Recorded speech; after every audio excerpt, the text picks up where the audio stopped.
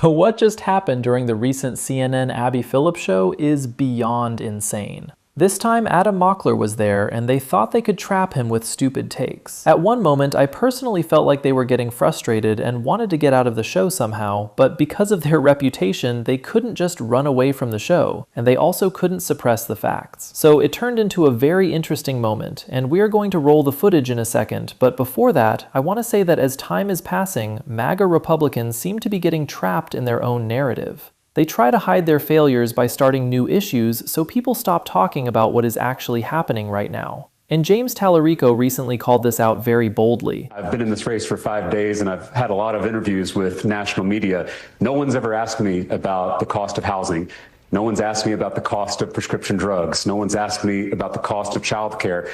The only thing the media wants to ask me about are trans athletes. And so what I would say is that the only minority destroying this country is the billionaires. Trans people are 1% of the population. Undocumented people are 1% of the population. Muslims are 1% of the population. We are all focused on the wrong 1%. Trans people aren't taking away our health care. This is what a truly responsible leader looks like. If people give you a position of power, your job is to make their lives better by dealing with current issues, reducing poverty, addressing homelessness, and making healthcare, which is a basic and important need. But when leaders completely ignore these responsibilities, it becomes extremely shameful. Instead of focusing on these real problems, our MAGA guest Lydia Moynihan saying that the war started by George Bush in Iraq made him famous and popular among Americans. Honestly, it's hard to understand how someone could make such a stupid argument. War, and I think what I would say too is the American people love to win. If you go back and you look at Desert Storm, and obviously you can speak to this much better than I mean, it was very successful. The amount of time they had troops on the ground for was days, not even weeks. And you look at Bush's ratings coming out of that, and he had an 89% approval rating. So the fact of the matter is we don't know how this is going to end, and if it is a month, I think that's going to be It's already been huge. much longer than Desert Storm. And it's also months, that's a different story. This is an example of what the MAGA virus does to a normal brain.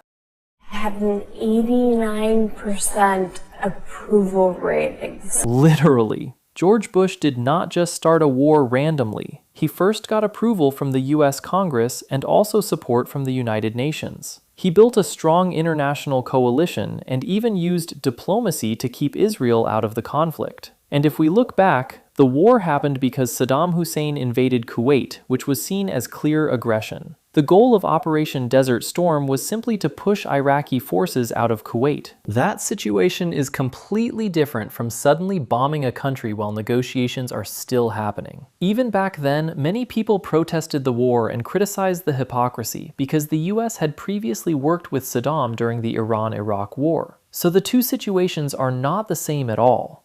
And despite the success of Desert Storm, Bush still ended up losing the election later. And here's Adam hitting them with cold, hard facts.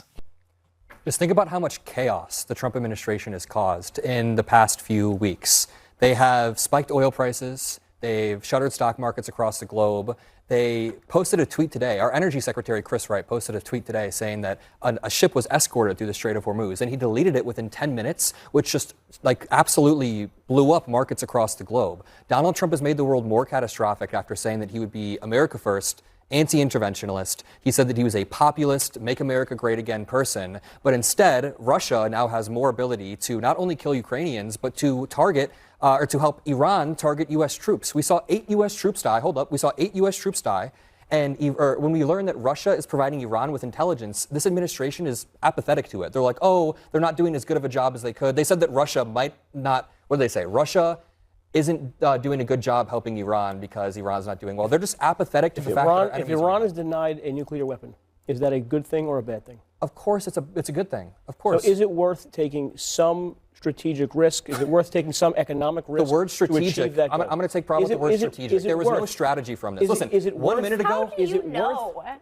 Well, 1 minute ago. Are you on the phone? Are you got Pete Hegseth on that phone? I'm not. It's funny to me that 1 minute ago you said Senator Chris Murphy was not trustworthy, but in your mind, Pete I said Hegseth he was is trustworthy. I actually said he was okay, partisan. but in your mind, Pete Hegseth is not partisan and left a classified briefing just to come out and poop on the Is Donald American Trump military. partisan in his rhetoric around this? Is Pete Hegseth? Is Lindsey Graham? I can point to anyone in this administration that is leading this effort, and they are hyper partisan, and they're honestly making us look bad. We Americans should be terrified about this. I have a feeling that these morons are probably crying inside while wondering why CNN put this kind of guy in front of them who is humiliating them with every single word. And even if they want to respond, they can't, because deep down they all know that what Adam Mockler is saying is actually the truth. They simply don't have any valid words to defend their agenda. And that's the sad part. Instead of focusing on making life better for Americans, this administration seems more interested in getting involved in conflicts with other countries. Meanwhile, not just in United States, but in many places around the world, gas prices are skyrocketing and ordinary people are struggling. But these politicians don't seem to care much because it doesn't affect them directly. And situations like this often become distractions, so people stop paying attention to the real issues. A few things. First of all, my grandpa moved from Syria in the early 80s, and my dad's whole side of the family, they are Muslim. So anti-Muslim bigotry has been around for decades and decades. I will say, my grandpa who moved here, the Muslim community he lives in Indiana, is full of doctors, heart surgeons, people who have helped their community. I also find it very ironic that Republicans are so welcoming to any form of bigotry. They're so welcoming to anti-trans bigotry. They're so welcoming to anti-Muslim bigotry. You're making a face, but these are bigoted comments they made. But the moment that bigotry is targeted towards them, they freak the hell out. You have to stop any bigotry before it enters your movement. I just find it funny when Randy Fine will be super Islamophobic, but then he'll be on the floor whenever something is directed at Jewish people, which, by the way, you should never be bigoted towards anybody. Stop the bigotry before it enters your movement. But how do you only micro-focus on for certain forms of bigotry? I just don't. Saying that he was anti-war to being very interested in doing whatever he thinks he needs to do. You want to know what makes me so angry listening to people like Lindsey Graham and listening to the $1 billion a day toll is that the neocon boomers surrounding Donald Trump are mortgaging my generation's future for another endless, maybe endless, but another very expensive Middle Eastern war. We tried this with Iraq. We tried this with Afghanistan. It left us in trillions and trillions of dollars in debt. We pay $1 trillion per year just on the interest for our debt. This is amassing, and it's going to affect my generations for decades to come because the old people know they can start wars because young people don't have the power to stop them. So the old people make us foot the bill. And you know what I don't like the most out of all this is the gaslighting. They say that it's fiscally irresponsible for us to invest in healthcare, for us to invest at home and my generation in the future. The Affordable Care Act subsidies that they were arguing over were $50 billion, $50 billion, and they've already asked for $50 billion.